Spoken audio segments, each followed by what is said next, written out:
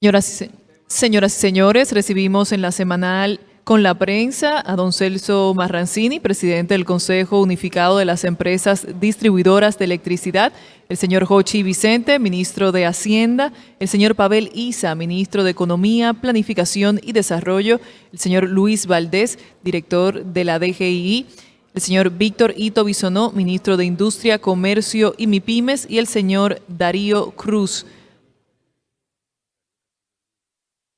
señor Darío Castillo Lugo, comisionado para las reformas del Estado. A su vez, recibimos en este momento al presidente Luis Abinader.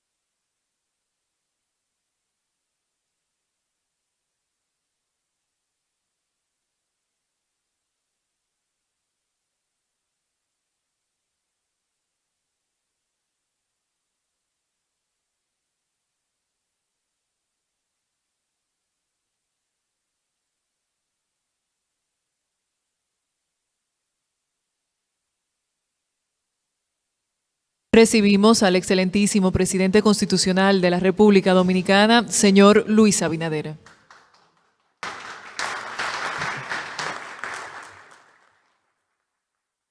Muchas gracias, bienvenido a todos a la nueva semanal. El tema del día de hoy es las acciones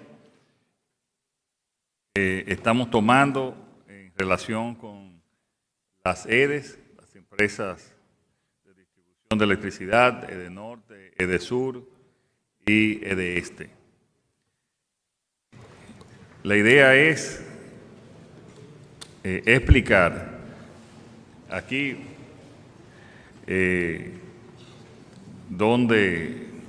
cuál ha sido el crecimiento en cuanto a la demanda que hemos tenido, que ha sido un crecimiento importante de las tres distribuidoras,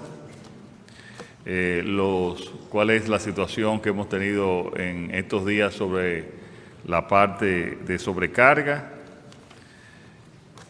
las opiniones también de personas especialistas en la materia, lo que estamos haciendo para solucionarlo a mediano, a corto y a largo plazo, y una auditoría de la situación, dónde están el mapa de las pérdidas de energía y el plan para reducir estas pérdidas, así como también históricamente cuál ha sido la situación y las acciones que hemos tomado en estos 4 años y las que estaremos tomando también en las próximas meses. Para eso quiero dejar a Celso Marrancini, que es el presidente del Consejo Unificado de Empresas Distribuidoras, para que explique todas las acciones que estamos tomando.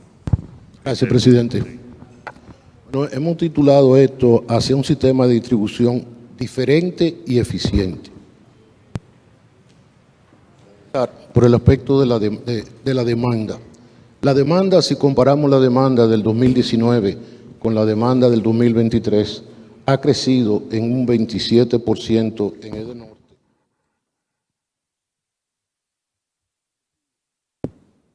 un 24% en EDESur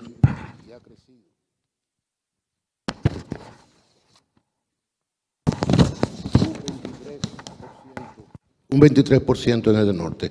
O sea, realmente nosotros vemos que ha habido desde el año 2019 hacia el año 2023 un crecimiento muy, pero muy por encima de lo que ha sido el crecimiento de la economía dominicana, lo cual eso es bueno. Entonces, ¿qué es lo que nosotros estamos haciendo? El crecimiento económico de la República Dominicana, exactamente, presidente. Las redes de distribución están actualmente operando en sobrecarga. Los flujos de energía superan la capacidad de las redes en las horas de mayor consumo. Los sistemas de protección sacan de servicio los equipos y los circuitos. Las averías frecuentes causan interrupciones adicionales. Hay que tener en cuenta que muchas de nuestras subestaciones datan del año de 1970 y muchas de ellas se han quedado, pero muy, muy por debajo de lo que es la demanda de la República Dominicana.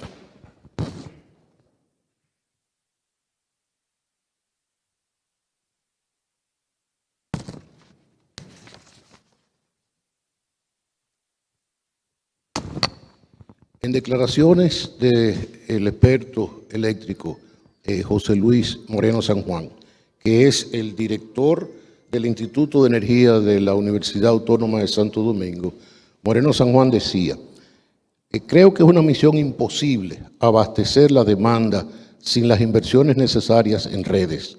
Afirma que la sobrecarga de las redes ha aumentado hasta en los circuitos de 24 horas.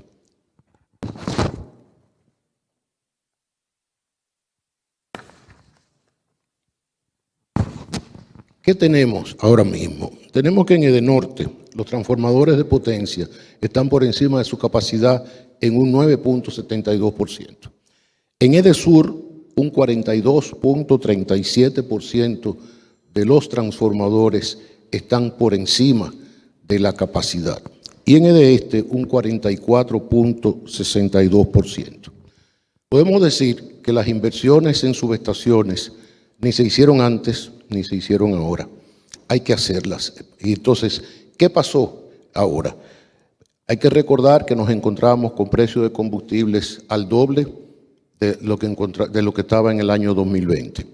Hay que recordar que los recursos para inversiones se aplicaron a un subsidio para evitar, con ese aumento de los combustibles, el aumento de la tarifa a la población. Además, hay que recordar que muchos de los materiales que las distribuidoras necesitaban como resultado de la guerra, muchos de ellos se hicieron, sus tiempos de producción se prolongaron muy por encima de lo normal. Y arriba de eso, todos tenemos que recordar el grave problema logístico que se suscitó en esos años del 20 al 22.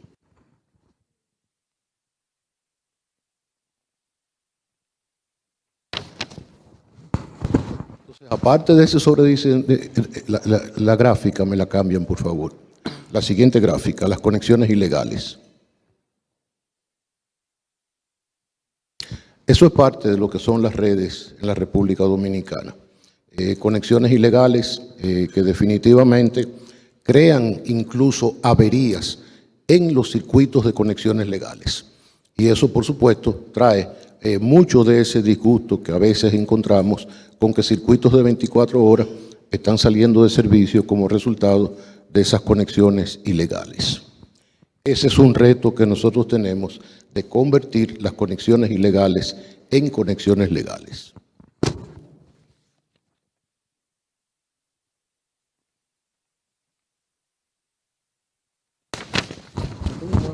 Yo espero que ustedes lo puedan ver, pero es un mapa, el mapa, por favor. Ese es el mapa de las pérdidas por provincias. Realmente, ¿qué hemos determinado? ¿Dónde se pierde más energía? Y ahí tenemos que concentrar más los recursos de inversión de las empresas distribuidoras. Indudablemente, ustedes van a ver un Santo Domingo y un San Cristóbal con altísimas pérdidas. Pueden encontrar en la Romana. Sin embargo, después hay otras provincias que por su tamaño, aunque las pérdidas con relación a la energía que se entrega son altas, si comparamos lo que se pierde en otras provincias en cuanto a recursos, es mucho menor. reto al 2027 es eliminar gran parte de esas pérdidas. Lo vamos a ver más adelante.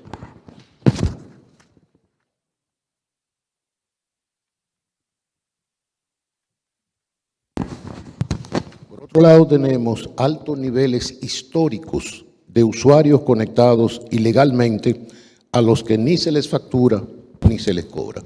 Yo creo que aquí veo muchos empresarios aquí y yo quisiera saber cuáles de ellos dejan que en sus negocios se entregue de los productos que venden y ni siquiera no los facturan y mucho menos lo cobran. No hay negocio que pueda ser sustentable si no se factura lo que se vende. O sea que tenemos en la actualidad cerca de 800,000 usuarios, porque no son clientes definitivamente, y eso es histórico. Aumenta, pero históricamente nosotros como sector eléctrico venimos con un número impresionante de usuarios que no pagan el consumo de electricidad, y no pagan el consumo de electricidad porque es una deficiencia de las propias empresas distribuidoras que no facturan.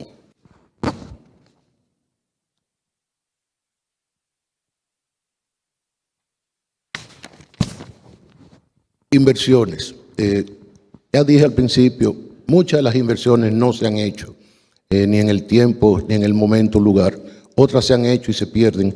Pero lo interesante es que hemos llegado a un acuerdo de que anualmente debe invertirse cerca de 300 millones de dólares para que este sistema realmente pueda llegar a los niveles de pérdida que estamos buscando.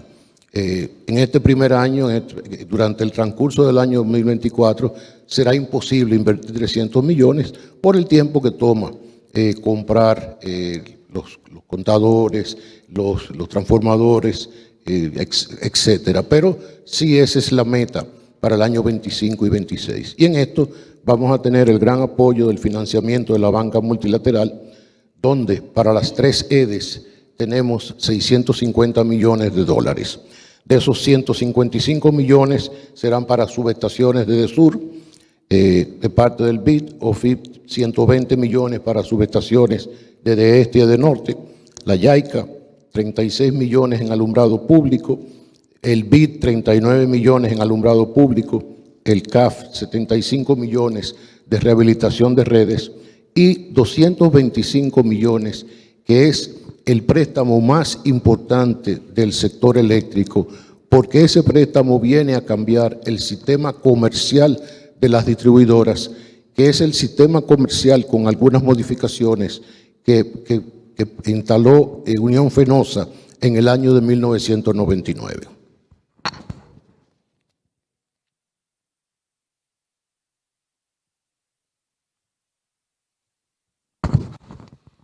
Me decía uno de los gerentes que si yo pensaba asesinarlos, porque las metas de reducción de pérdidas de Edenorte, mira Andrés cómo se ríe, del 26% que es actualmente, la meta es que para el 2027 debe de estar al 20%.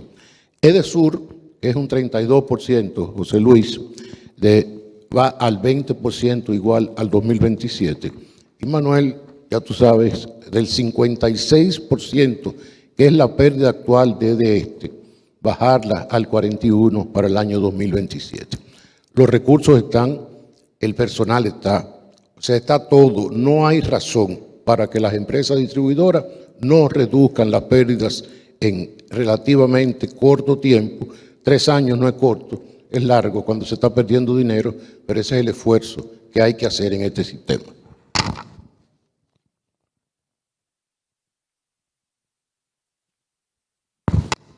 Siempre se habla mucho del déficit de las empresas distribuidoras. Todo el mundo dice 1.450 millones. Pero de esos 1.450 millones, 800 van al subsidio del consumidor, del que paga, por supuesto, y del que no paga. Y de esos 40 millones aproximadamente son de aquellos ayuntamientos que no pagan, no son todos, y aquellos acueductos que no pagan, que tampoco son todos. Y el resto, eso nos corresponde a nosotros. Esos 610 millones es la parte de la eficiencia que las distribuidoras tienen que rebajar, porque los otros dos componentes no tienen que ver con la eficiencia de la distribuidora. Eso es parte del sacrificio que yo decía al principio, que el gobierno ha asumido y por lo cual tal vez no se han hecho las inversiones necesarias.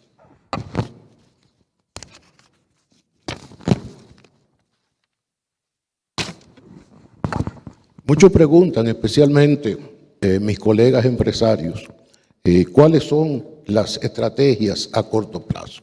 Vamos a hablar de las estrategias administrativas. Auditar los estados al año 2023. Estados financieros y operacionales para ser presentados al Consejo Unificado, al Gabinete Eléctrico y al Consejo Económico y Social. Un presupuesto del plan anual de compras y el plan operativo. Poner al día las cuentas por pagar a los suplidores. Ese es un reto inmenso que tienen las distribuidoras. La fama de las distribuidoras es que son mala paga y no es la fama, es la realidad. Eso hay que cambiarlo. No puede ser que las distribuidoras estén de mala paga, porque el que paga mal, compra mal. Estados mensuales para ser presentados al Consejo, tanto financieros como operacionales, y estados auditados anuales.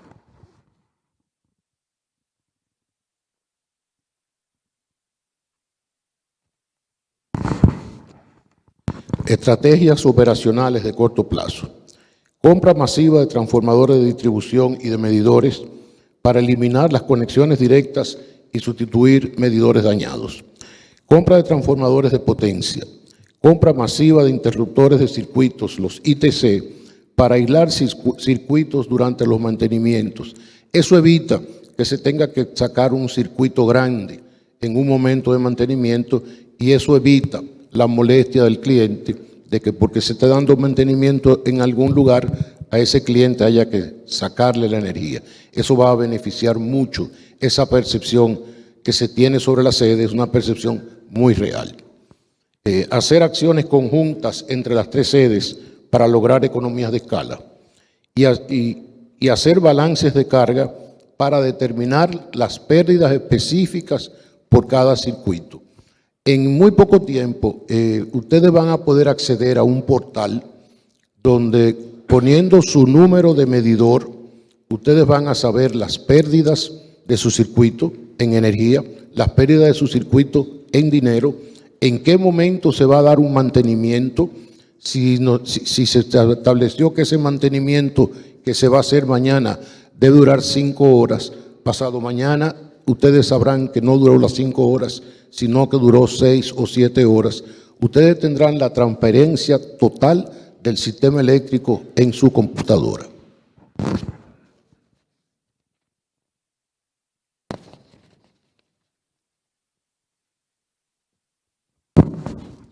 Estrategias operacionales de corto plazo, mejorar y ampliar la telemedición a grandes clientes, extender el alcance de la micromedición y los balances de energía para reducir las pérdidas, mejorar las exigencias y supervisión a los contratistas, incrementar las normalizaciones de suministros con irregularidades, fraudes, incrementar las inspecciones para asegurar que la energía entregada a los grandes clientes.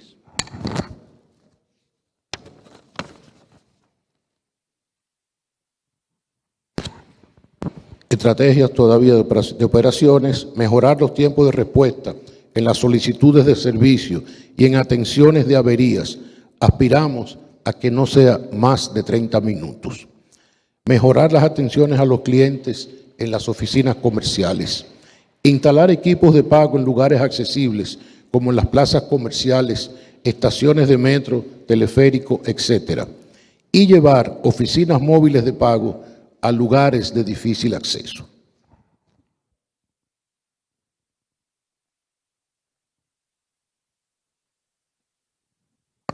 Fortalecimiento institucional. Consejo de Administración compuesto por personas competentes, con conocimientos en áreas financieras, eléctricas y jurídicas. Contrataciones de gerentes y directores con capacidad probada. Contrataciones de equipo de auditoría interna, independientes de los gerentes generales. Elaboración del manual de compra y contrataciones de acuerdo con el reglamento de la Dirección de Compra y Contrataciones.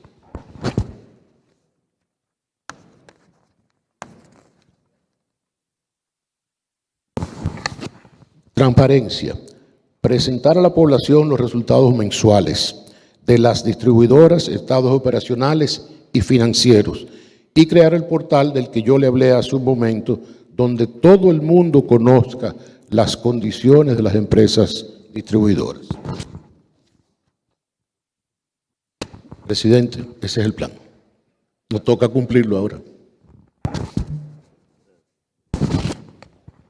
Gracias, Celso. Yo quiero, ahora que terminamos con la parte de transparencia, añadir algunas informaciones.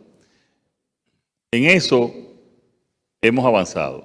Incluso las deudas, perdón, el déficit que se presentaba no era exactamente el déficit real en el pasado. Aquí está José Rijo que puede explicarlo. Por ejemplo, el déficit del 2019 no tenía, el déficit del sector eléctrico no tenía contemplado las deudas que se pagaban después de, duraban un tiempo las deudas a las generadoras, y entonces después se pagaban por Hacienda y se iban como una parte de crédito público y no eran registradas como parte del déficit. Si tú puedes explicar eso, yo pienso que ese es un avance también. Nosotros estamos enseñando el déficit real, y ese es un avance de transparencia. Y le quiero también recordar algo que lo he dicho en otras ocasiones. Para el año 2022 teníamos pendientes, sabiendo esta situación, y habíamos ahorrado y buscado recursos para unos 700 millones de dólares para inversión. Sin embargo, en ese momento vino el tema de la invasión Rusia a Ucrania, los combustibles se multiplicaron, y la verdad que lo que nos quedó ahí, en vez de hacer esa inversión como sabíamos que era necesaria desde hace mucho tiempo, pues tuvimos que dedicarla al subsidio. Porque si no hubiéramos transferido el costo, como subieron los combustibles, tanto para la parte de transporte como también para la generación, los precios se hubiesen triplicado, como de hecho se triplicaron en Europa y en muchos otros países. Pero quisimos mitigar ese aumento y no traspasárselo a la población, pero también no pudimos hacer las inversiones del lugar. José. Oye, bien. Buenas. Hasta el año 2020 que nosotros llegamos, las transferencias a las EDES se hacían por dos vías. Una como transferencia corriente por encima de la línea, y otro pago que se hacía como cuenta por pagar del año anterior. Es decir, que cada año lo que se reflejaba como subsidio eléctrico nada más era la parte que se hacía como transferencia corriente, y no la parte que se pagaba como disminución de cuenta por pagar, que era deuda. En el año 19, con la modificación a la ley de presupuesto del año 2019, con el reformulado del 19, se reconoció que las sedes tenían una deuda del 2018 de más de 30.000 millones de pesos y que se convertía a una deuda a largo plazo que no se registró como gasto del 18. Igualmente, del 19, más de 33.000 millones de pesos también se reconocieron como deuda cuando eran líneas de crédito que tenían que ser cubiertas por las propias EDE en el año corriente. Eso implicó que el nivel en el 18, el déficit real, si se hubiese registrado, hubiese sido 66.500 millones de pesos. Y en el 19 hubiese sido 75.300 millones de pesos, y no los 41.000 millones de pesos que se presentaron. Muchas gracias. Eso es bueno, lo habíamos informado, repetirlo. Otro dato también es que a los generadores privados se le ha pagado, minimizando lo que también pasaba anteriormente, que era el pago por intereses, que se acumulaban también, y eso es parte, ese también hemos mejorado ahí en el manejo financiero y de las cuentas por pagar. Vamos a pasar ahora a las preguntas.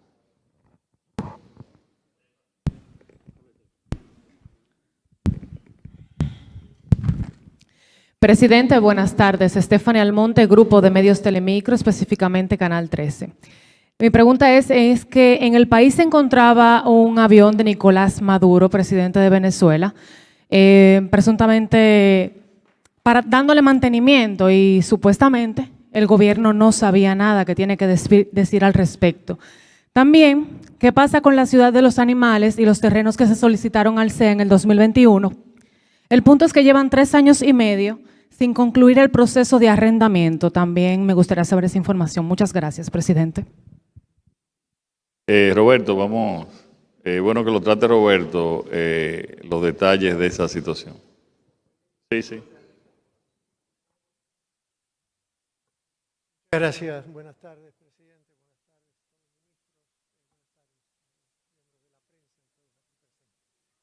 ¿No se escucha? Ok, voy a hacer. Gracias. Buenas tardes. Esta información ha sido recabada por el Ministerio de Relaciones Exteriores en base a la información que ya teníamos y en conversaciones con el Ministerio Público. En mayo, el Ministerio Público recibió una solicitud de cooperación jurídica internacional para que fuera inmovilizada o secuestrada una aeronave Dassault Falcon 900EX con el fin de, decía la solicitud, comillas, realizar registros de evidencias y objetos vinculados a actividades de fraude, contrabando de bienes para actividades ilícitas y lavado de activos. Fin de la cita de la solicitud. Todo ello en el marco de una investigación criminal que llevaba a cabo el Departamento de Justicia de Estados Unidos. Dicha aeronave se encontraba en territorio dominicano para fines de mantenimiento, lo cual es algo bastante normal, pues en el país hay servicios de muy buena calidad para ese tipo de aeronaves. El 22 de mayo pasado, el Ministerio Público obtuvo una orden judicial emitida por un tribunal nacional competente que autorizó a inmovilizar la aeronave en cuestión. En el día de hoy, 2 de septiembre, se recibió una nueva orden judicial autorizando la entrega de la aeronave al Estado requirente, es decir, a Estados Unidos. Y por lo tanto, el Ministerio Público entregó la aeronave y el gobierno estadounidense la trasladó hacia su país.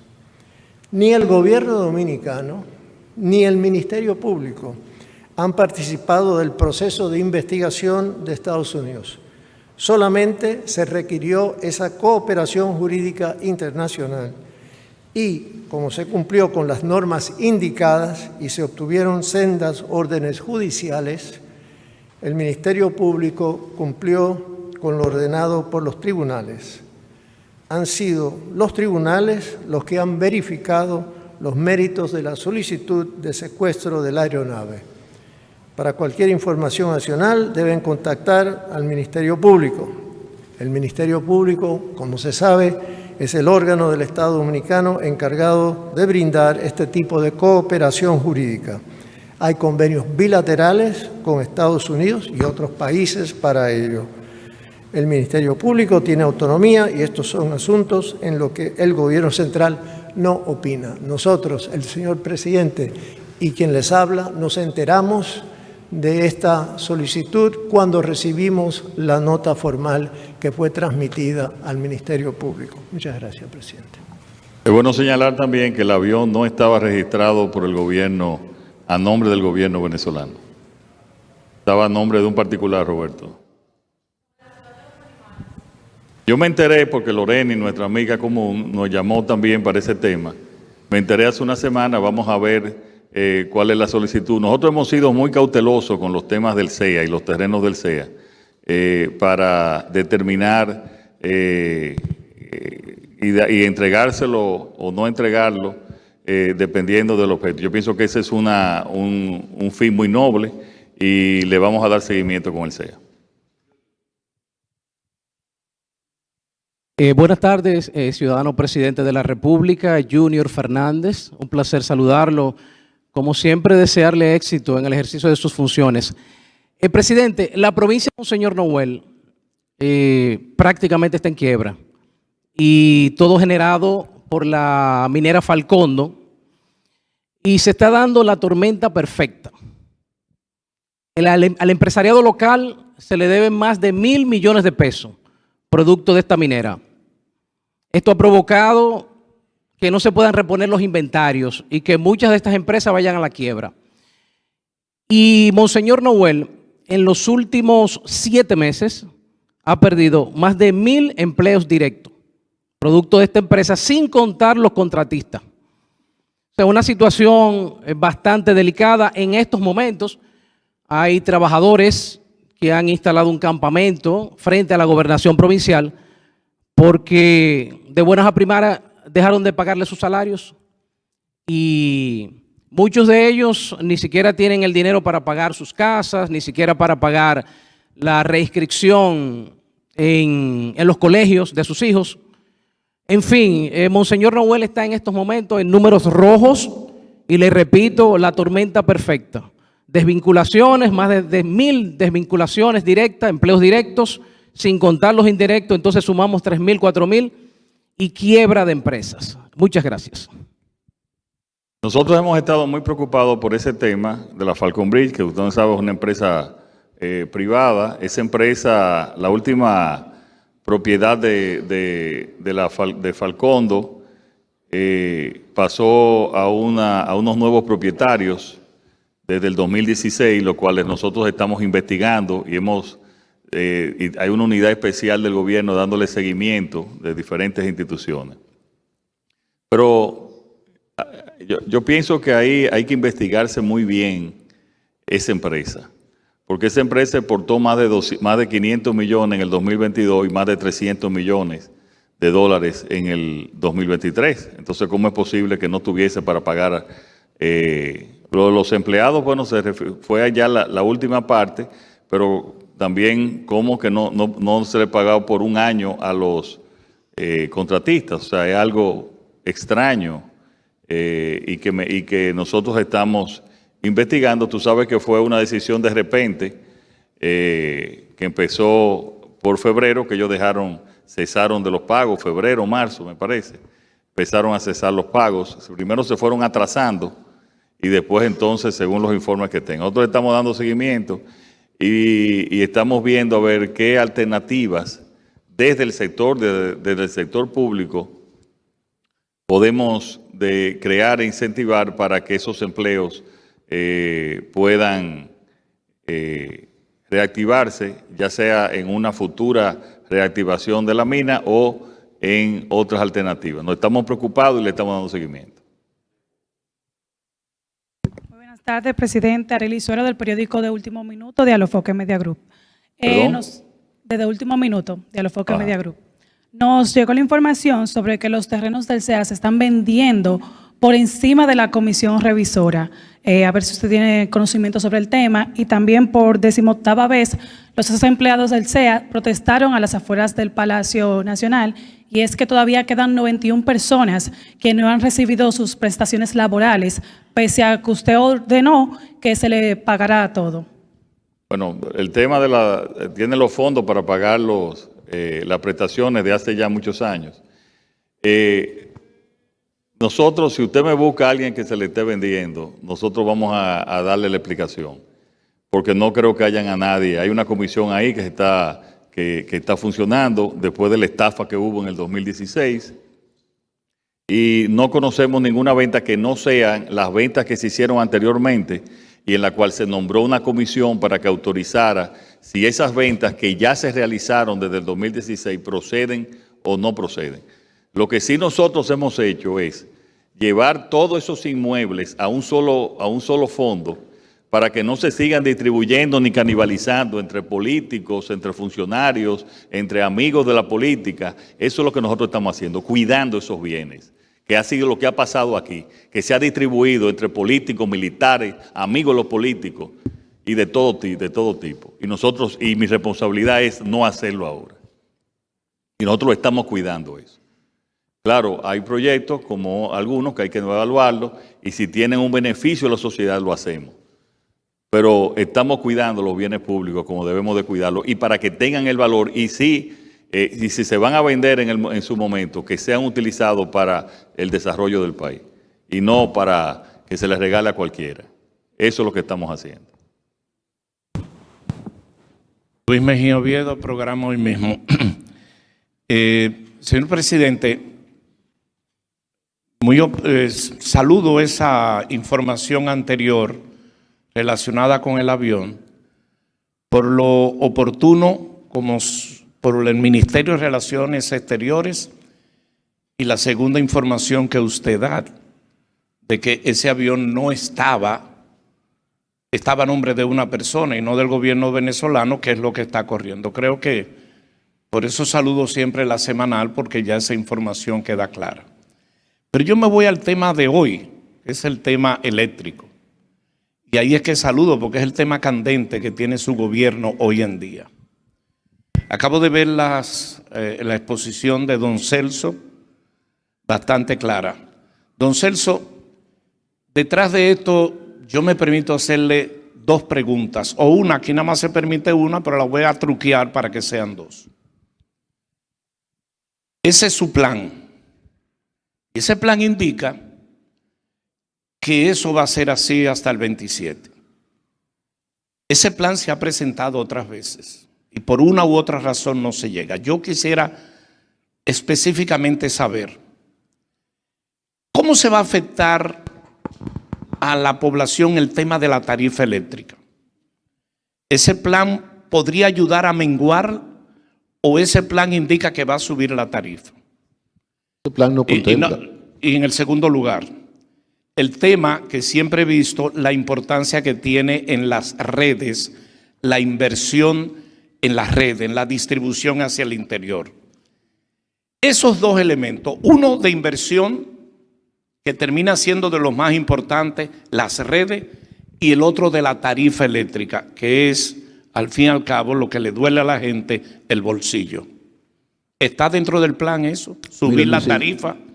Las redes definitivamente. Ahí explicamos las inversiones que se van a hacer no solamente con los recursos de la banca multilateral, sino también con los propios recursos del presupuesto del Estado. En cuanto a la tarifa, tú sabes que esa no es una función mía, eso es una función de la Superintendencia de Electricidad. Nosotros acatamos lo que la Superintendencia diga, pero sí es importante que hay un subsidio de 800 millones de dólares que van a subsidiar la tarifa. Ese subsidio muchas veces se confunde con la eficiencia o la ineficiencia de las distribuidoras, pero es un tema que yo no toco. Pero es importante, lo que sí se ha hecho, Luisín, es que gran parte, además de las líneas, que muchas hay que cambiarlas y mejorarlas, tienen décadas, es el tema de la capacidad de los transformadores en muchos de los circuitos, que con el aumento del consumo, ustedes ven que eso pasa en el verano, nosotros vimos muchos meses que fue reducido, que eso pasa en el verano, se debe a la sobrecapacidad que están teniendo y sí se están comprando muchos transformadores para que ya se están sustituyendo. Y nosotros pensamos que eso va a ir gradualmente mejorando el sobreconsumo y la sobredemanda en esos circuitos con transformadores de mayor capacidad. Presidente, eso es tan así, de que para el verano que viene, Edenorte no tendrá ningún transformador sobre potencia. No va a quedar uno ahora para diciembre. Y en el caso de Edesur y de Este, estaremos por lo menos al 50% de lo que hemos estado en este verano. Se están instalando cantidad de transformadores de potencia y se están rotando. Cuando se quita uno por uno nuevo de mayor capacidad, se lleva a otra comunidad donde la capacidad sea mayor. O sea que realmente eso que estamos viendo se va a ver muy disminuido en el próximo verano y por supuesto en el invierno nuestro, entre comillas, esa situación se da en mucha menor medida.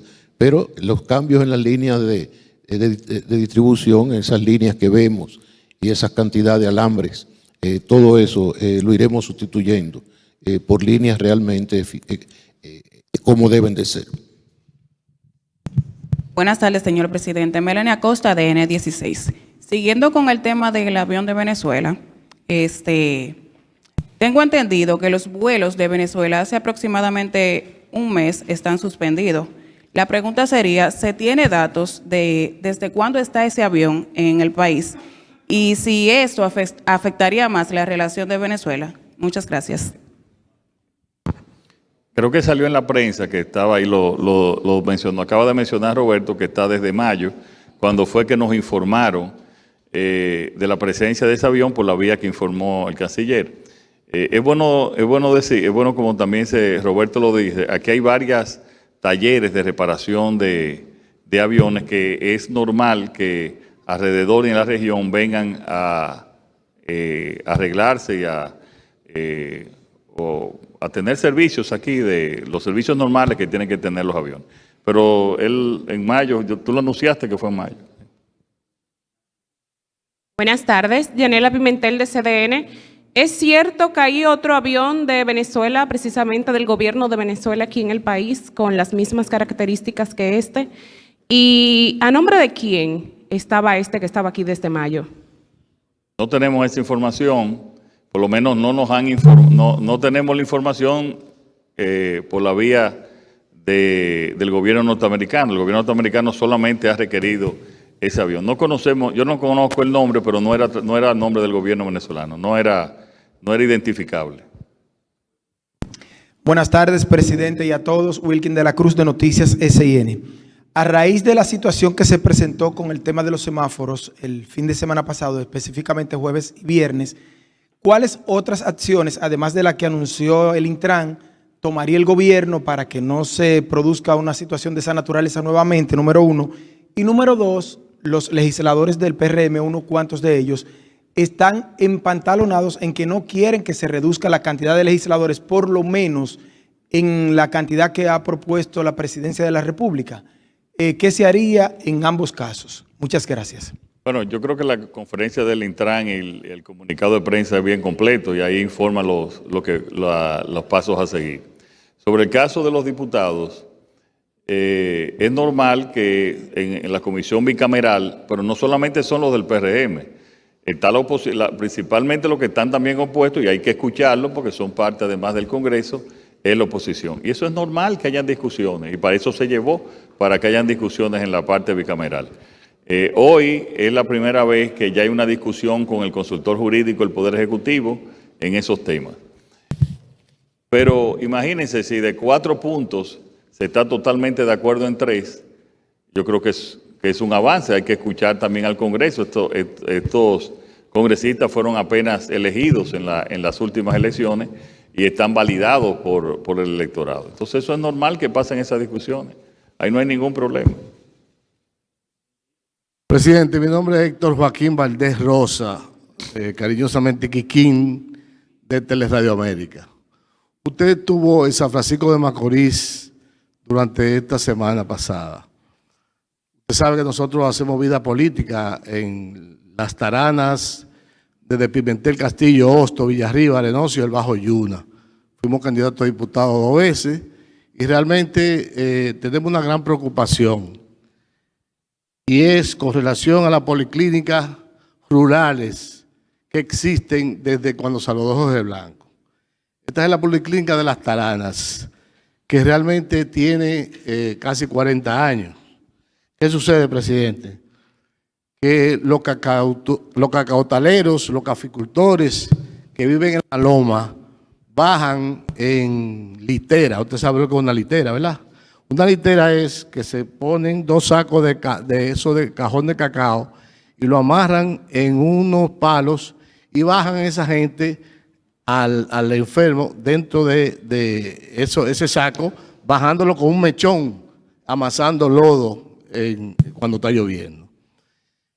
Cuando llegan al pueblo, lo llevan en una camioneta o en un carro a San Francisco Macorís. ¿Qué sucede?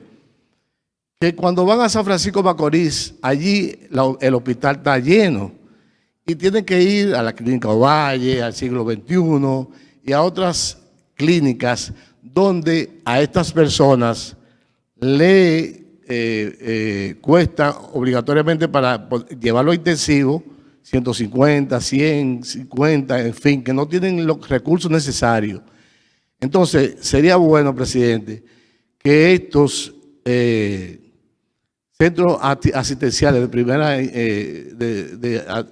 primeras atenciones se rehabiliten o se destruyan, porque realmente no tienen la capacidad, no hay medicina, no hay doctores, no hay cama, no hay absolutamente nada. Entonces, sería bueno, presidente, de que usted por lo menos, lo que hicieron fue que la pintaron y por detrás de eso bajan unas cloacas llenas de materias fecales. Yo me reuní, presidente, y perdóneme, porque no es pregunta, es una aclaración, para el problema de emergencia que está pasando en esta comunidad. Entonces, realmente, presidente, yo me reuní con todas las comunidades de allá, de los parajes, porque ellos ven que yo tengo comunicación con usted. Entonces, ellos exigen, aparte de esto, que ellos no tienen cómo familiarizarse, que por favor que le hagan una cancha y que le arreglen el play y que le hagan un parque, presidente. Eso es lo que ellos exigen en Las Taranas, en la provincia de Duarte. Muchas gracias. Vamos a chequear eso. Es un centro, lo que tú has definido es un centro de atención primaria. Todos los policlínicos, pero escúchame, todos los policlínicos se han cambiado en centro de atención primaria. Eso ha sido por décadas. Además, eso es porque no tienen habitaciones. Allá en San Francisco de Macorís no solamente se está construyendo el principal hospital regional del país, con una inversión de cerca de 9.000 millones de pesos. También arreglamos la clínica que está a la entrada de Nagua para ayudar a la San Vicente de Paúl, que es la clínica que además la remozamos también, la de San Francisco de Macorís. Si vamos entonces un poco más a La Guarana, en La Guarana en 2 meses entregamos el hospital totalmente remozado de La Guarana, que tenía 30 años que no se le colocaba. Si nos vamos más bajo a Pimentel, en Pimentel también arreglamos el hospital de Pimentel, en la ciudad de Pimentel. Después sí, tengo que chequear en Castillo, pero arreglamos también el de Villarribas. Bueno, se está arreglando el de Villarribas. Está en proceso de arreglo de Villarribas, casi terminado. O sea, estamos hablando de todo, y creo que se han hecho en la región también 2 centros de atención primaria. En 4 años no es malo hacer eso, lo que estamos haciendo. Pero aparte de eso, la principal requerimiento de Villarribas, donde estamos invirtiendo casi 3.000 millones, y La Tarana pertenece a Villarribas, es el sistema de tratamiento de aguas negras, que además es parte y está dentro del Ministerio de Salud, y que es el principal provocante de muchas de las enfermedades de los niños allá. Entonces, eso debe estar terminado en unos 3 o 4 meses, ya el sistema creo que ya empezamos a asfaltar algunas calles también, porque yo estuve este fin de semana allá y se están asfaltando algunas calles allá. No han terminado todas. O sea, estamos haciendo, si vemos la inversión que está haciendo el gobierno en estoy hablando solamente de la parte de salud, no estoy hablando ya en las otras partes. Es una inversión significativa. Vamos a chequear eso en La Tarana y así como otras necesidades que hay muy importantes en San Francisco de Macorís. Buenas tardes. Grace Reyes, de RCC Media, de A Toda Marcha y de Sin Complejos, del Nuevo Diario. Buenas tardes, señor presidente, y buenas tardes para todos los presentes. Yo soy cotizana, señor presidente, y hace mucho que veo una situación en el río Yuna de Cotuí por el foco de delincuencia que se está desarrollando, porque tenemos visitantes que no son del pueblo. Entonces yo me pregunto que si vamos a esperar que pase otra tragedia para resolver esa situación. Es increíble la cantidad de visitantes, gente intoxicada por alcohol. O sea, no sé por qué no se ha tomado eso en cuenta. Otra cosa, y excusa porque me salgo de los temas. Presidente, a pesar de que los choferes tienen mucha responsabilidad en todos los trágicos accidentes ocurridos en el país recientemente, yo quiero saber si el gobierno tiene algunas acciones para contrarrestar estos accidentes, dígase campañas educativas o otras ideas. Y por último, quiero saber en el tema de salud, ¿cuál es el estatus del tema de las pensiones de las enfermeras? Muchas gracias. ¿El estatus de? De las pensiones de las enfermeras. Nosotros estamos en contacto con las diferentes gremios de las enfermeras. Se salieron y salimos con un grupo de pensiones. Hubo una diferencia entre los diferentes gremios de que debió ser una, debió ser aquella. Vamos como quiera a corregirla. Sobre el tema de, no conozco porque no entendí el tema del Yuna, pero me dice la ministra aquí de Interior y Policía, ¿tú lo conoces? Se le va a dar seguimiento. Hoy se trató en la Fuerza de Tarea. Y la otra pregunta, perdón, que hiciste, el otro tema. Ah, sí, mira, correcto. Sí, nosotros estamos preparando un plan general que tiene que estar en la parte de tránsito, que hemos hecho y hemos insistido mucho en el tema de los exámenes también a los choferes. Y más con la tragedia, ahora la tragedia que pasó en San Juan de la Maguana. Bueno, yo digo San Juan porque casi está San Juan y los heridos se trasladaron a San Juan de la Maguana. Pero es casi en la frontera entre Azua y San Juan, en la sección de Bastidas de allá. Es un tema que tenemos que insistir mucho más. Miren, cuando nosotros empezamos a arreglar la carretera Duarte y con el presupuesto que se está invirtiendo, al principio yo dudé, pero la verdad es que nuestras carreteras han estado también arrabalizando. Hasta la Duarte estaba arrabalizada. Nosotros estamos ahora en un año y algo, vamos a ver una carretera totalmente distinta a la que teníamos hace 4 años, con retornos, con mayor, eso no va a evitar los accidentes, pero pensamos que lo va a disminuir. También un tema es de lo cerca que están durante décadas las casas y los negocios de las mismas carreteras también.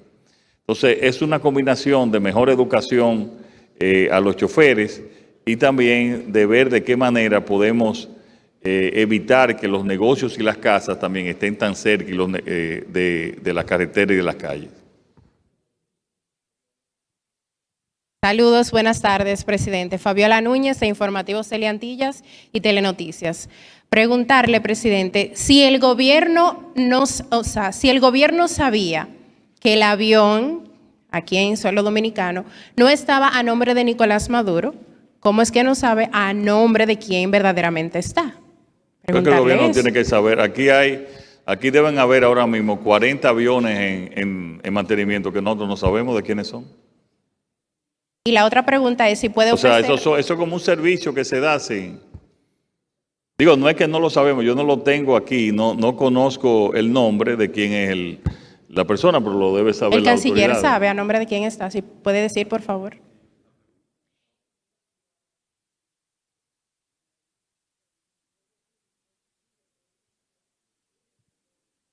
A nombre de una empresa privada, ni siquiera de un nombre. Y si puede ofrecer detalles sobre su viaje de mañana, por favor. ¿Perdón? Su viaje de mañana. Sí. Bueno, viajamos mañana, pero las actividades van a ser el día 4 en la mañana en Nueva York. Eso es con el Banco Latinoamericano, el CAF. Primero tenemos una conferencia en Nueva York entre el Financial Times, el periódico Financial Times, y el CAF en Wall Street, y después, que es la conferencia principal, que es el día 5, vamos a inaugurar como orador principal de la conferencia anual del Banco Latinoamericano CAF en Washington, conjuntamente con muchos sectores y empresas relacionadas con toda Latinoamérica. Entonces estaremos el 4 en Nueva York y el 5 en Washington. Buenas tardes, señor presidente y demás funcionarios.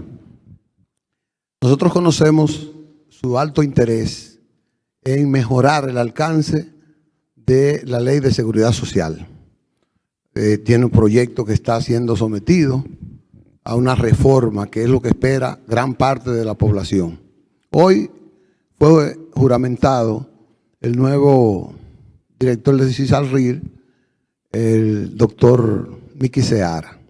Nuestra pregunta, algunos titulares de órganos importantes de la seguridad social como la DIDA, TCS, SENASA, vencen ya en este mes. ¿Usted tiene en plan esperar la reforma de la ley para cambiarlos o ratificarlos? ¿O cuál es el plan que tienen para continuar con ello o no?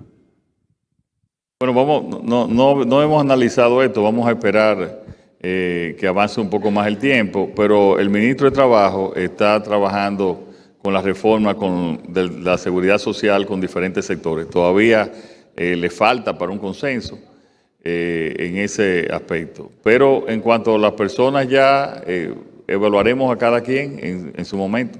¿Tienes algo que añadir? Bueno, señores, muchas gracias y nos vemos el próximo lunes.